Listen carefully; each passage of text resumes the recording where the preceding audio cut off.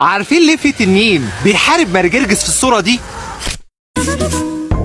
دي صورة مارجرجس واللي كل الدنيا تعرفه، واللي رسم الصورة دي واحد من أعظم الرسامين الإيطاليين رافاييلو سانزيو، وده لأنه كان بيعشق مارجرجس. واللوحة بتحكي إن زمان كان في تنين عظيم بيهدد مدينة بشعبها وبيرعبهم، وكان أهل المدينة بيخافوا منه جدا، وكل يوم بيقدموا له خروفين علشان ياكلهم ويسيبهم في حالهم. ومع الوقت بدأت الخرفان تخلص وعددهم يقل، وساعتها الأهالي كانوا مرعوبين، فقرروا إنهم هيبدأوا يقدموا إنسان للوحش ده يختاروه عن طريق القرعة. وما عداش وقت كبير لحد ما وقعت القرعة على الأميرة بنت الملك علشان يقدموها للوحش. وأول ما عرف الملك حزن حزن عظيم، وفعلا خدوا الأميرة وودوها لحد المكان الموجود في الوحش، وطلع الوحش زي عادته علشان ياخد الأميرة وياكلها. ولكن فجأة ظهر مارجرجس وبدأ يحارب التنين لحد ما غلبه وقضى عليه. وساعتها كل المدينة كانت طايرة من الفرح، وبدأ مارجرجس يعرفهم بنفسه ويكلمهم عن الله، وكل المدينة ساعتها آمنت بالسيد المسيح. وفي الحقيقة ان القصة دي ما حصلتش، والايقونة دي ما بتتفهمش كده خالص.